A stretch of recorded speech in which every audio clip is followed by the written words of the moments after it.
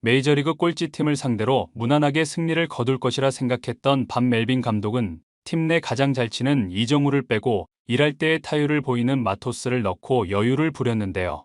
그러나 3대2로 앞서 나가던 경기가 8회 말에 2점을 내주고 역전을 당하자 이정우를 결국 출전시켜 그가 타석에 들어서자 샌프란시스코 홈구장은 정우리 찬트가 울려 퍼지며 난리가 났습니다. 이날 경기에서 이정우의 극적인 등장 이후 경기 상황이 어떻게 흘러가는지 더 스포츠가 자세히 알아보겠습니다.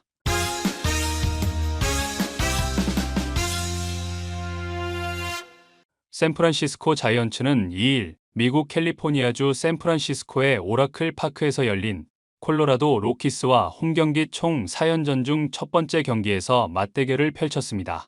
샌프란시스코는 앞선 샌디에고 파드리스와의 경기에서 2연패를 당해 샌프란시스코는 19승 12패 승률 0.613을 기록하며 내셔널리그 서부지구 3위, 와일드카드 2위를 달리고 있고 콜로라도는 5승 25패 승률 0.167로 내셔널리그 서부지구는 물론 메이저리그 전체 승률 최하위를 기록 중인 말 그대로 꼴찌팀입니다.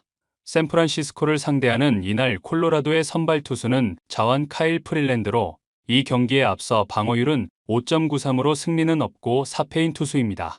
현장 중계진은 카일 프릴랜드는 주로 싱커, 포심, 체인지 등 다양한 구질의 공을 던지며 결정구로 낙차 큰 너클 커브를 던진다. 그러나 구질이나 제구가 그렇게 좋은 투수가 아니다라고 말하면서 샌프란시스코 타자들이 충분히 공략할 수 있는 투수라고 말했습니다. 많은 야구 팬들은 이정우가 콜로라도를 상대로 많은 안타를 치며 한껏 타율을 끌어올리기를 기대했지만 샌프란시스코의 밥 멜빈 감독은 이날 경기에서 이정우를 선발 라인업에서 제외시켜 미국 현지 팬들도 어리둥절한 상황이었습니다. 그도 그럴 것이 이정우는 올 시즌 30경기 타율 3할 1푼 9리, 3홈런 18타점 23득점 3도루에 OPS 0.901을 기록 중인 팀 내 간판 타자이기 때문이었는데요. 이런 의문점 때문에 많은 현지 기자들은 샌프란시스코 밥 멜빈 감독에게 경기 전 인터뷰에서 이정우를 선발 라인업에서 제외한 이유를 집중적으로 물었고 그는 이 조치에 대해 뜻밖의 대답을 했는데요. 그는 내가 자주 얘기했지만 이정우는 지난 시즌 큰 부상을 당한 후 재활을 거쳐 팀에 돌아온 지 얼마 되지 않는다. 그래서 그는 지난해 많은 경기를 뛰지 못했다고 말하면서 우리는 이정우가 부상에서 돌아왔지만 그가 건강한 상태를 유지하기를 원한다. 이에 따라 계획된 휴일을 그에게 준 것일 뿐이라고 말을 이었습니다. 멜빈 감독은 이어 이정우가 선발 라인업에서 제외되었지만 그것이 그가 오늘 경기 도중 나오지 않을 것임을 의미하지는 않는다는 의미심장한 말을 하면서 그를 라인업에 넣지 않는 것은 정말 힘든 일이다. 지난 두 경기를 패한 상황이라면 더욱 더 그렇다. 그러나 우리는 시즌 전체를 바라봤을 때 이렇게 해야 한다고 말했습니다.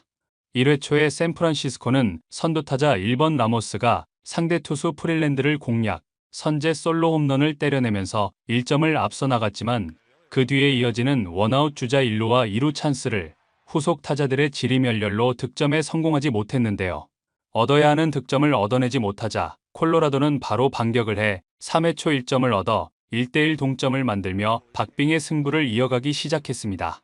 현장 중계진은 이 라인업의 유일한 좌타자인 야스렘스키는 좌완 투수의 약점을 가진 타자인데 야스렘스키를 빼고 이정우를 넣었어야 했지만 수비 부분에서 우익수를 담당할 선수가 없어 야스렘스키가 계속해서 출전하고 있다고 말하면서 내야와 외야수 백업이 너무 없어서 이 부분이 장기 레이스에서 샌프란시스코의 약점이 될 수 있다고 말했습니다. 아니나 다를까 야스렘스키는 프릴랜드의 높은 쪽에 꽂아넣는 84마일짜리 스위퍼에 그대로 서서 삼진을 당해버려 좌투수에게 약점을 가진 것이 너무 도드라져 보여 많은 팬들의 아쉬움을 자아냈는데요. 일부 팬들은 좌타자는 원래 좌투수에게 약한데 이정우가 굉장히 특이한 케이스 아니냐고 말하면서 이정우의 스윙을 보면 스윙 스피드가 빠르다던가 아니면 파워가 좋다던가 그런 것도 아닌데 2루타와 3루타 부분에서 리그 탑 레벨에 있다는 게 정말 불가사의하다고 말했습니다. 이 부분에 대해 미국 매체 MLB 네트워크의 애널리스트인 마크 데로사는 이정우의 타격폼을 정밀 분석하면서 정말 놀라울 뿐이라고 감탄했습니다. 그는 이정우는 지난 시즌에 비해 보폭을 좁게 가져가면서 토우탭, 그러니까 앞쪽 발을 살짝 들었다가 놓는 동작이 굉장히 빨라졌다고 말하면서 특히 뒤쪽 발에 무게를 두고 상체를 고정하고 팔만 스윙을 하는데 이런 스윙 자세 때문에 상대의 변화구와 유인구의 대처가 뛰어난 것이라고 말했습니다. 그는 이어 이정후의 스윙을 우리가 주목해야 하는 이유는 특히 바깥쪽 공을 공략할 때 무게 중심이 무너지지 않는다는 것이라고 말하면서 좌타자가 좌투수에게 약한 이유는 여러 가지가 있지만 바깥쪽으로 빠지는 궤적을 가진 변화구에 매우 취약해 타석에서 공이 몸쪽으로 붙는지 아니면 바깥쪽으로 빠지는지를 구분할 때 거의 홈플레이트 가까이 와야 구분이 가능한 각도에 서 있어 야스렘스키처럼 그냥 쳐다보고 스탠딩 삼진을 당하는 경우가 많다고 말했습니다.